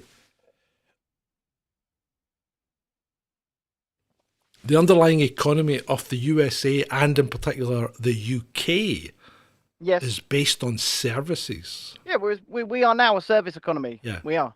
Which means we have no capacity to respond to certain things. No. So if you put those sanctions on us, we would sink without sight. You know, we'd just go boom, down straight away. Now Russia can weather that storm, and they're weathering that storm very well. Yeah. Petrol is $1 per litre in Russia. Yeah, exactly. Well, I actually don't. Well, know I if think that's actually, I think accurate. you can get 1.6 litres for $1. Yeah, I was going to say I don't think that's accurate because that would actually make petrol in Russia slightly more expensive than No, it is in it's not. America. It's not $1 a litre. You can get 1.6 litres for $1 in Russia. Yeah, because it's not $5 a gallon in most states. No, is it's it? not. It's not. No, no. Adam says our closest ally in terms of economic value is clearly China, though, isn't it? Well, it's everybody's closest ally in terms. I think he's Basically, being we've funny. allowed what we've done is we've allowed China to essentially hold us hostage because we outsourced absolutely everything, all of our manufacturing essentially to China and India and Indonesia and places like that, and we became a service economy. And if they stop producing for us, we stop having. What are we going It's to do? as simple as that. What are we going to do? Who's going to make it? I mean, who's going to make your iPhone? Who's going to make your Samsung? You know? Yeah. Who's going to make them? Yep.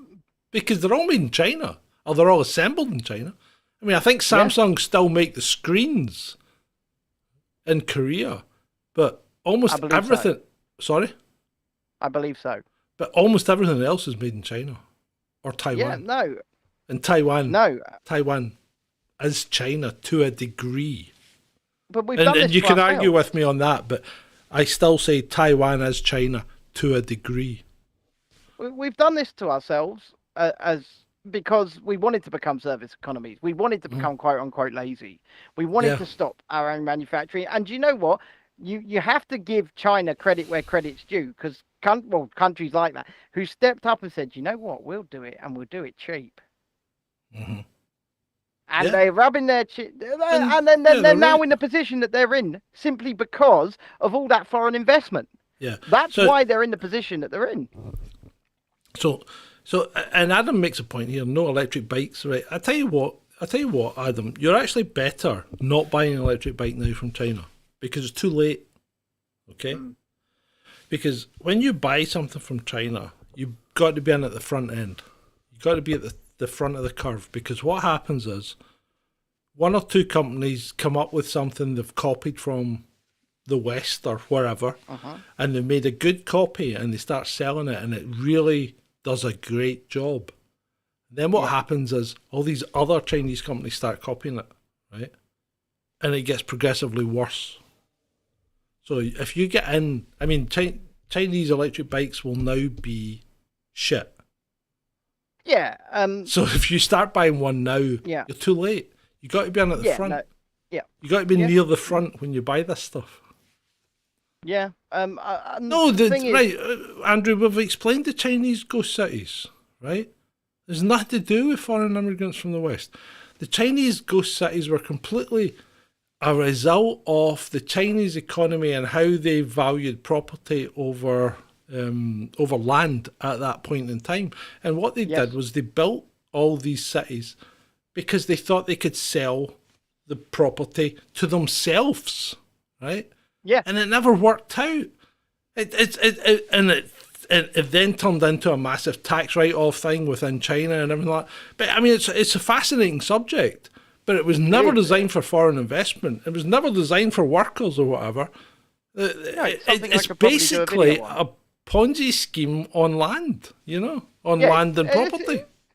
It's something that I would actually like to dig down into and do a video on, I think. Yeah, well, actually, I'd done some research and I was about to make a video on it, and I don't know, we probably got sidetracked and went something else. Oh, shiny! Well, yeah, that's because I've still got my G video to make. You got more than one of those to make, my friend. Yeah, I do. You do. You got more than one of those to make, and at this current juncture in time, I don't envy you. Why? That's all I'm going to say. Right? I think it might be a target. I was going to say well, you're going to make us both a target, first of all. but second of all, what I actually mean is this shirt that I'm currently wearing right now is actually stuck to me, John. It's stuck to me. Yeah, mine's it's quite humid up here as well, mate. It's quite humid. Very humid here. But losing weight will help with that because you'll generate less and you'll get rid of the heat quicker because you won't have the same layer of insulating fat. I think I'm literally losing that layer of insulating fat in real time now. You wish. Right. I am sweating balls. I'll say that. Right. Let's talk about the Met Office and all this. Well, not the Met Office in particular, but what's this nonsense about naming storms, right? Oh, It's really pathetic. I mean, we got Betty. Betty's coming in. Is it Betty? Is she? Yeah. Hold on, let me have a look. I We'll think see she's if been Betty's named trending. by the Irish Met Office or something like that. I mean, who gives a shit? It's like, a storm's coming. Oh, Betty's coming. And, Whoa, Storm Betty, bam, bam, bam. Whoa, Storm Betty, bam, bam, bam. Who's Betty? Betty's the storm. Why are you calling your storm Betty? It's like calling your cat Colin. Well, to be fair, if the storm's big enough and loud enough, we could call it Karen. Yeah, but I mean, why? I mean, we named hurricanes, right? Because hurricanes come along fairly infrequently, right? Fairly, right? And landfalling hurricanes haven't increased at all this century, right? So I know, I shouldn't be saying it, but the problem is you have this thing called recording bias, right? Yes. So you get better and better at recording things that are happening. So we now know whenever a hurricane happens, the hurricane has happened, but it didn't make land, right? So this hurricane forms off the coast of Africa, sweeps across, goes up the middle of the Atlantic, and we get some rain at some point in the future, right? But we know that was a hurricane at one point, but it never made land, right? So in 1920, you'd be standing on the beach in North Carolina and you'd be looking out and there might be a dark cloud in the far distance. And you'd go, is that a hurricane, Ben? Is that a hurricane? And Ben would go, Ben would go, well, I have no fucking idea. I can't see that far. I don't know what it is. So nobody would bother, right? Nobody would bother about it. But now you've got satellites on it, you've got planes flying over it, you've got drones getting flung up, you've got people chasing storms and boats and things and going, yeah, there's a hurricane going up the middle of the Atlantic. And it's a category 5. It's the worst hurricane we've ever had. It never hits landfall. And suddenly hurricanes are a problem but landfalling hurricanes haven't changed. The line is flat. The line is flat. So all that we're doing is we're better at detecting hurricanes. It's quite simple. But being better at detecting hurricanes means there's more hurricanes now than there was in the past. So climate change. Of course. But do you know what? That sort of thing gels completely with the idea that social media has shown us things that ultimately we would never have seen before. It's the same sort of thing. It's a recording bias. It's like there's a dirty perv down the street. There's always been a dirty perv down the street. But now because of social media, damn right there's a dirty perv down the street. Yeah, that's right. That's exactly. You're exactly right. And that's the problem with crime, because there's less crime being committed now than there was, say, in the 50s. Right? Yep, per capita, I would say you're probably right. But you know about every crime that occurs. Whereas in the 50s, you didn't. And that's what happens. Well, exactly. I mean, let's look at the way we opened this show tonight with Lucy Letby. Yeah. We were able to have that discussion because of social media. Most of us, if the social media wasn't there, it wasn't a thing, most of us wouldn't know what was going on. We wouldn't. I'm sitting here with Twitter as a resource right here, right now. I can look all over it as we're doing this show live. And we can do this show. I wish you wouldn't, because it distracts you. But apart from that, I'm actually looking at Twitter. I was looking at Twitter tonight and I'm thinking, this is a pretty shitty resource, actually. I think it's got a lot worse. Yeah, I think I need to go back to looking at the news, the AP feeds, Reuters, and even, dare I say it, MSN, because I think there's more on there than you're getting off. Some of the shit that's coming out of Twitter now is just ridiculous. I mean, you got to fact check everything. And most of it's crap. Look at all that shit that's come out about. I mean, and Andrew agrees with me. I think all these files and things in Hawaii is shitty infrastructure. There's nothing, it's not due, it's a simple explanation, You go with a simple explanation and I hate to say it, but the MSN's generally right on this occasion. There's no fucking directed energy weapons from space starting fires and avoiding, Oprah Winfrey's mansion just because she's Oprah Winfrey. I mean, it's like we're back to, is there a guy sitting in a bunker with a joystick? No, there isn't. I don't think there are. I don't agree with this idea that. You know what I'd like to ask? What's happened tonight? We've got awful views. Awful views. I don't know. I'm wondering the same thing. That's what I literally am promoting the show right now on Twitter to tell people to come along. So I don't understand why we've got such awful views. What have we done? Maybe. But it didn't even start good. Maybe the problem is me. I mean, look at you and Ed getting your lovely views on last night. Last night was glorious. I was brilliant. Wednesday was glorious. I was brilliant. Ed was okay, but I'm kidding. But still, Wednesday night was glorious in comparison. Happier, yeah. I tell you what, I think we maybe should do. When's the football on Sunday? Do you know what time?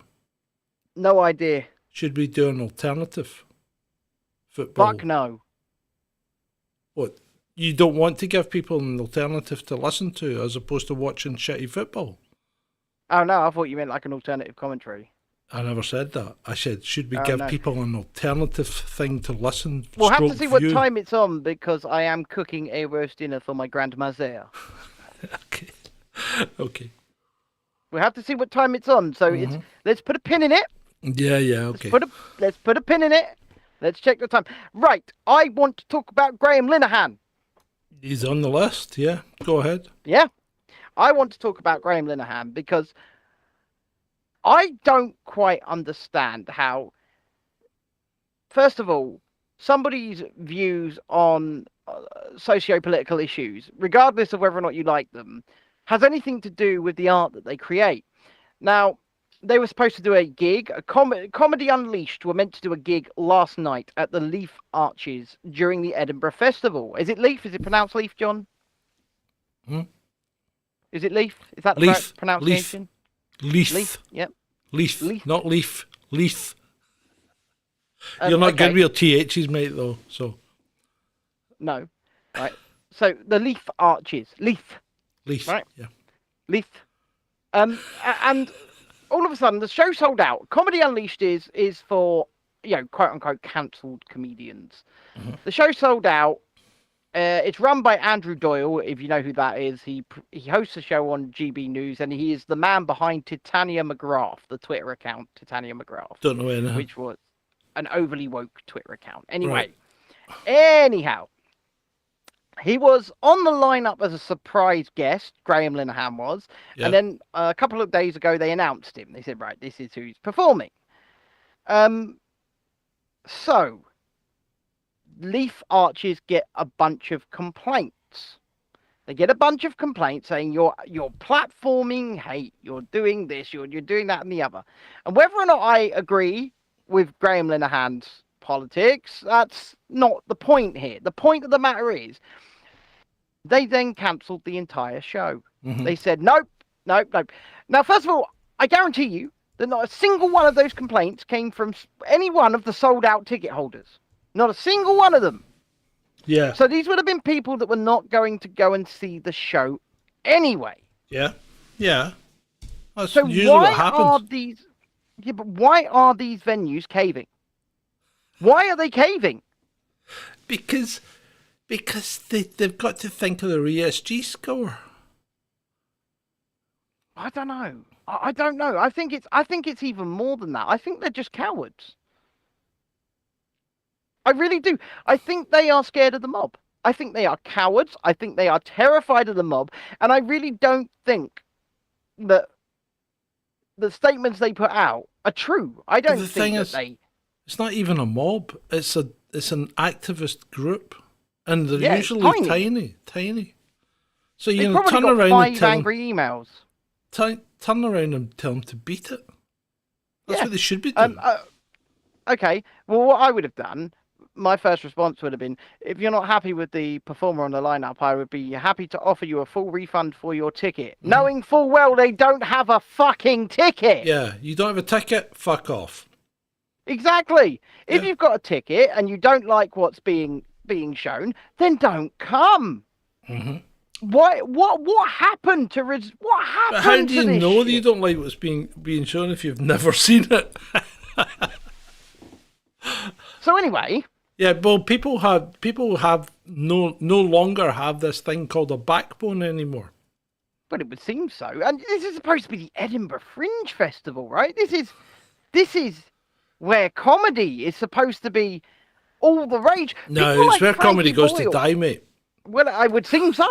It Yeah. would seem so.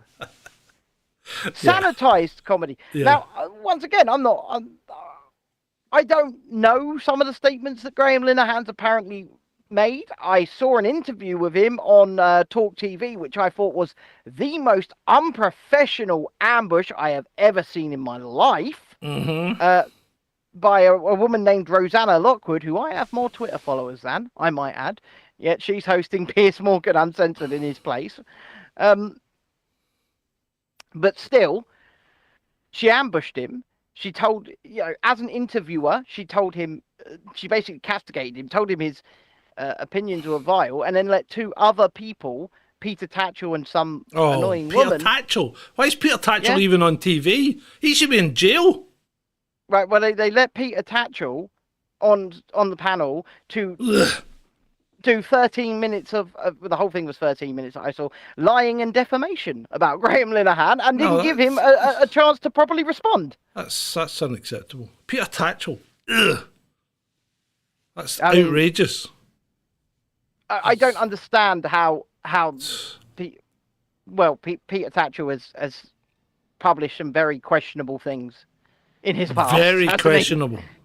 Yeah, I mean, he's and that's basically being generous. he has a manifesto for how to abuse, and I'm not going to say anything else. No, well, once again, it would appear he has published some things that are extremely uncouth, shall we say. And he does like to ask people why age of consents are lower in certain countries quite often. I have no time for that guy. No time whatsoever. He's a perv. But, in my like view. Adam In my says, he view. always gets on the telly. In my view, he's a perv. Anyway, In my view, he's worse. But yeah, well, yeah, I'm being polite. yeah. Hamza. Your boy. Hamza's going to the New York Climate Week. The New York How's he City getting there? Climate Week. How's he getting there? Paddle steamer. No, he'll fly. Yay! But he's going to the New York Climate Week and he's going to stand up beside Jane Fonda. That's why he's going, isn't it? Jane Fonda's not bra anymore. Come on, I mean, she's No, I know that, but she's Hamza will wrinkly, take but- what he can get. Yeah, well, yeah, he probably would, though. But Yeah. yeah. So he's going to the New York Climate Week. Why? Why? He's not supposed to represent the UK abroad. Scotland is not the devolution does not extend to representing the UK abroad. Why is he going to the New York Climate Week? That's out with his remit. I'll tell you why he's going, because he wants holiday. Yeah, but it's out with his remit and he's spending public money to do it. That is fraud. And it's a breach of his office. He shouldn't be He doing doesn't it. care. Do you really think any of these politicians give two shits? No, they don't. all. They don't, but I do. I'm a Yeah, taxpayer. well, I do as well. I'm a taxpayer. I pay I for care that as well. ass. And he's not doing what he should be doing. He's overstepped his hand. So, Yeah, no, he well, shouldn't be doing it. He should be told to get the fuck. No, you're not going. And the British government, and I say that deliberately, the British government should step in and say, no, you are not going to the New York Climate Week because it's out with your purview. No, let me walk that back a little bit. What the British government should be saying is, If you'd like to go to the New York Climate Week, feel free to spend your own money on a plane ticket. Feel free to spend your own money on a hotel. And, No, I'm not finished. I'm not finished. Doesn't matter. It doesn't matter what you say. He can't go. He cannot go because he's the First Minister of Scotland. Therefore, even if he goes as an individual, he represents Scotland. He cannot go. I was just going to say, sit in the audience as an observer. No, he can't go. He just can't go. No, you're his boss. Yeah, and he should be fired now because he's not going to do what I say. Do you know what? It's like going back to Sadiq Khan. I told him straight on Twitter the other day that not doing as what his, the people that employ him and say is insubordination. And if you or me were to commit insubordination for a boss, we'd be fired. Yeah. Like I said, they don't care. No, of course These they don't. people don't live in the same world we do. Let's be honest. They don't work for us. No, of course they don't. We pretend that they're supposed to, but the whole thing's a sham. It's an act. Yeah. It doesn't really. It doesn't matter. It doesn't matter who you vote for. It doesn't matter who gets in. Nothing's going to change. Nothing under this system will ever change. Therefore, some of you, if you don't like it, you have to take your own actions. You just have to think about what you have to do to be able to make a difference. And that's where we are. Because it's not going to happen through the voting or through the ballot. It's not. John, do you have much else to go No, I've got one item. Let's go there and let's blow these people's minds. Okay. Breaking news today. Arizona. IRS training at a shooting range in a correctional facility. Right. Okay. IRS agent fatally shoots another IRS agent. Right. FBI are now investigating. So the tax officers are now shooting each other at training ranges. What the hell's going on? Because there is no way someone should be shot accidentally in a shooting range, in a firing range. It just shouldn't happen. I want to know why tax officers... Oh, because everybody in America has a gun. Yeah, everyone in America has a gun, but this appears to be through the IRS. They're providing them the training, right? Yeah, well, yeah, of course they are, because every branch of federal government has a paramilitary wing. I mean, the DEA, the FBI, the IRS, the Inland Revenue Service. Yeah, they have guns and a paramilitary force. I mean, everybody, the park rangers have guns. Yeah, that makes sense because bears could attack, John. Yeah, but the environmental agency has guns. Why? Every federal agency in the American system is armed. And then they wonder.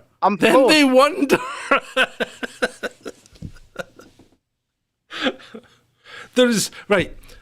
I mean, I banged on about this before. And before we met, Ben, I did a big deep dive into America and what's going on with shootings and mass shootings. Right? There is something wrong in the American psyche because they have way more mass shootings than anyone else, and it's not down to the amount of weapons. Right? Yeah, they have a shitload of weapons, right? But so do many, many, many other countries. Even places like Brazil, Colombia, Argentina don't come close to the amount of people that America kills, right? It's ridiculous. So there's and Canada was almost entirely armed. Everybody in Canada had a gun because, as you said, they used to leave their doors unlocked. Yeah, they used to leave their doors unlocked, right? And everybody had a gun because of the animals, right? And yet, there's a town just over the other side of one of the Great Lakes, and they leave the doors unlocked, and there's been like 3 people shot in the last 50 years. And then the other side of the lake is an American town, and there's somebody shot every day. Every day. There's something wrong in the American psyche. There's something definitely wrong with them. And we need to delve deeper And into it's that. not about the amount of weapons. Everybody in Switzerland, every family in Switzerland has to own a firearm by law in order to defend the country. And Switzerland has actually has one of the higher rates in Europe, right? But even then, they don't come close to America. They don't come anywhere near it. It's like 13,000 shootings, right? Every year. 13,000 domestic civilian shootings, right? Not police, right?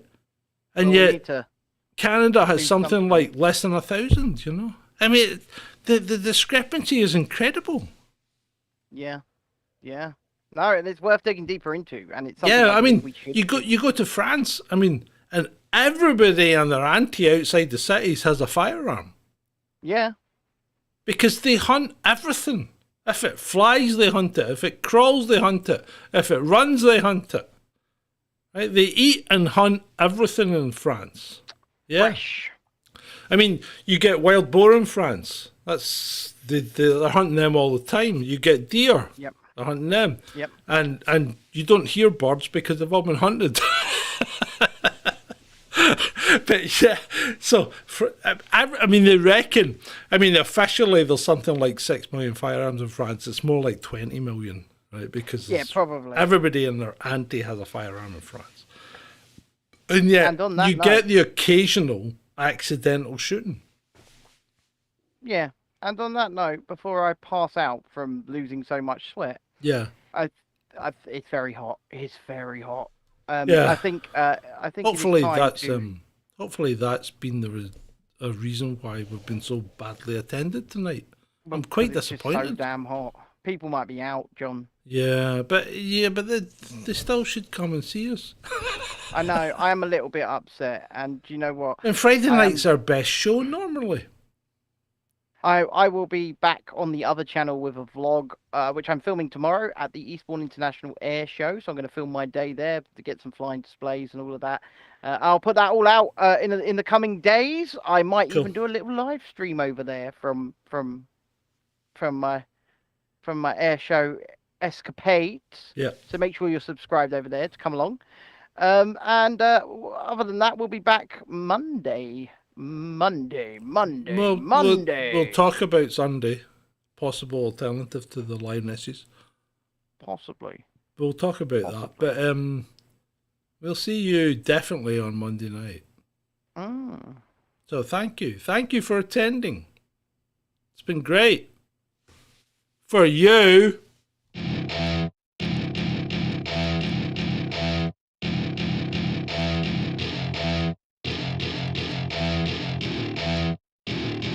Welcome to my party, we're just getting started. A life is a dream or a nightmare scarring. Hand me a drink cause I think I'm going all in. Get me a shrink who can catch me when I'm falling. Cover up my scars, flip the handlebars. Crashing in my car, wake up in a bar. I'll be a superstar, just on my avatar. This world is so bizarre, empty out the reservoir. Yeah. I'm taking 6 shots, yeah, straight to the face. And I wanna get lost, I'm sick of this place. Don't know how to stop when I'm feeling this way. So I'm taking 6 shots till I'm feeling okay. I think I'm going crazy, don't think I'll get home safe. So I'm taking 6 shots, all straight to the face. I'm taking 6 shots, are you coming with me? I'm taking 6 shots, yeah, straight to the face. And I wanna get lost, I'm sick of this place. Don't know how to stop when I'm feeling this way. So I'm taking 6 shots till I'm feeling okay. I think I'm going crazy, don't think I'll get home safe. So I'm taking 6 shots, all straight to the face. I'm taking 6 shots, are you coming with me? Sometimes you need to let loose, grab juice, get goose, tattoos, taboos, get screwed. Loosen up, buttercup, all those hate comments will never make you feel enough. We're all adequate graduates, heart full of calluses, but we know calculus. Damn, ain't that fabulous. Can't wait to apply all those mathematicus. But we can't get a job that pays us enough. I'm about to pop off. Fuck you, you're lost. We all know that we never really want a boss. So I'ma do what I want to. Something I can't undo. Yeah, I'ma do what I want to. Something I can't undo. I'm taking 6 shots, yeah, straight to the face. And I wanna get lost, I'm sick of this place. Don't know how to stop when I'm feeling this way. So I'm taking 6 shots till I'm feeling okay. I think I'm going crazy. Don't think I'll get home safe. So I'm taking 6 shots, all straight to the face. I'm taking 6 shots, are you coming with me? I'm taking 6 shots, yeah, straight to the face. And I wanna get lost, I'm sick of this place. Don't know how to stop when I'm feeling this way. So I'm taking 6 shots till I'm feeling